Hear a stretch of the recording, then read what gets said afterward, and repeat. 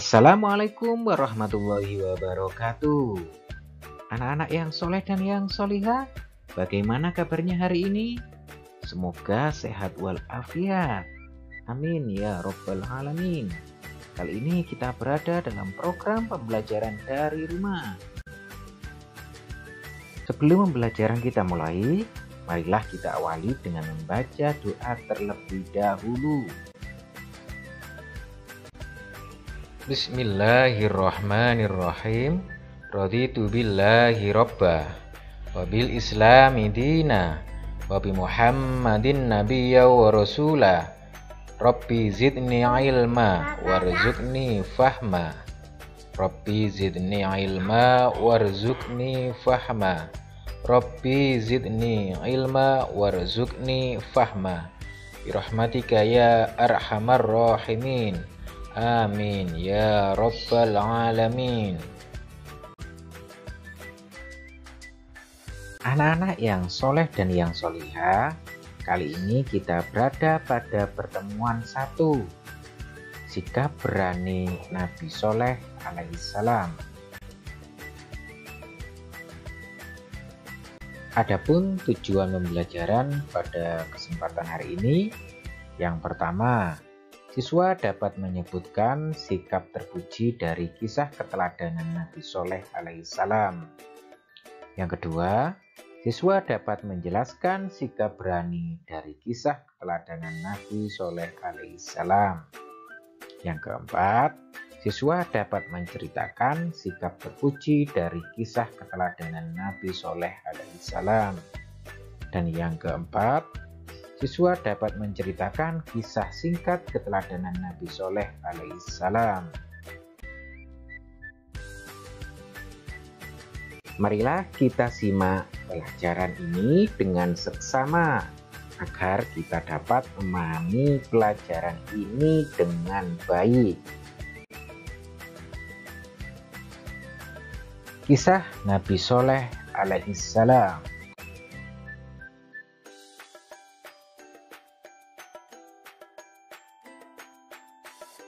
Nabi Soleh alaihissalam diutus oleh Allah Subhanahu wa Ta'ala kepada kaum Samud.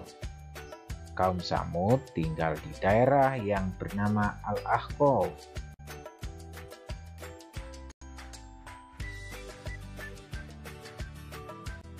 Mereka memiliki tubuh yang tinggi, besar, dan kekar.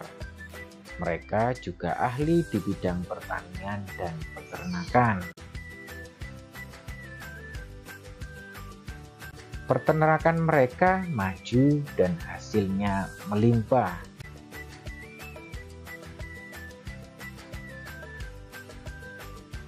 Orang-orang Samud pandai memahat. Mereka membuat rumah di tebing-tebing gunung. Mereka pandai mengukir batu-batu gunung dengan indah. Akan tetapi mereka tidak pernah bersyukur. Mereka kebanyakan kufur dan menyembah berhala.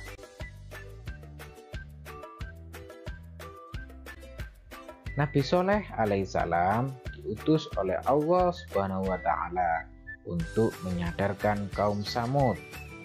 Akan tetapi mereka menolak dan menentangnya.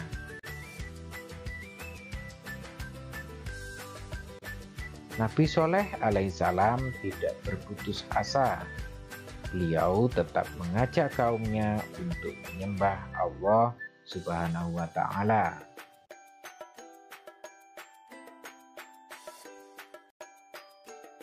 Kaum Samud meminta bukti kebenaran kepada Nabi Soleh alaihissalam. Nabi Soleh alaihissalam berdoa kepada Allah Subhanahu wa Ta'ala agar diberi mukjizat.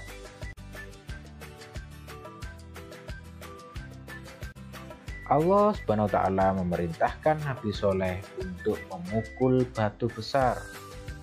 Dipukullah sebuah batu besar hingga terbelah. Tiba-tiba dari sebuah batu besar tersebut keluarlah seekor unta betina. Nabi Soleh melarang siapapun untuk mengganggu unta itu.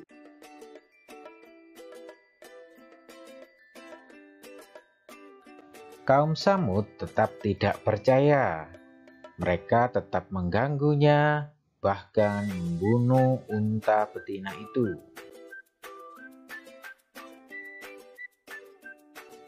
Nabi Soleh pun merasa sedih atas perbuatan kaumnya. Beliau menyerahkan urusan kaumnya kepada Allah Subhanahu wa Ta'ala.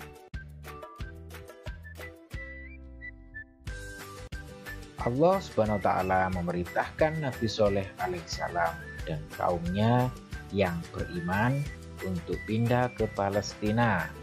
Setelah itu, tiba-tiba terdengar suara petir yang diikuti dengan gempa bumi. Semua kaum Tsamud yang membangkang mati, tertimpa bangunan rumah mereka. Itulah azab bagi yang mendustakan Allah dan tidak mendengarkan dakwah dari Nabi Soleh alaihissalam. Anak-anak yang soleh dan yang solihah, berikutnya akan kami jelaskan keteladanan dari kisah Nabi Soleh alaihissalam.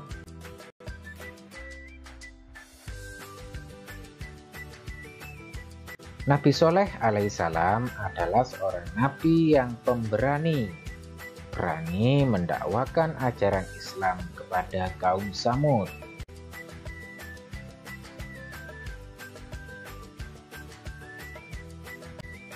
Meskipun mereka menolak ajaran yang dibawa oleh Nabi Soleh alaihissalam tidak berputus asa. Demi menegakkan kebenaran, Nabi Soleh alaihissalam berani melakukannya.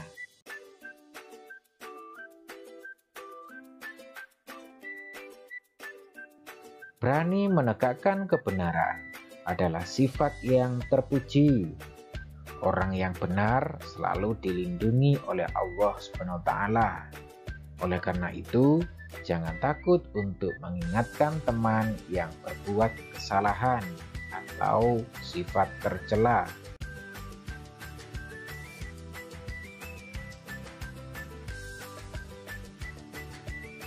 Jangan berani ketika berbuat kesalahan. Jika melakukan kesalahan, kalian harus berani meminta maaf dan mengakui kesalahan yang kalian lakukan.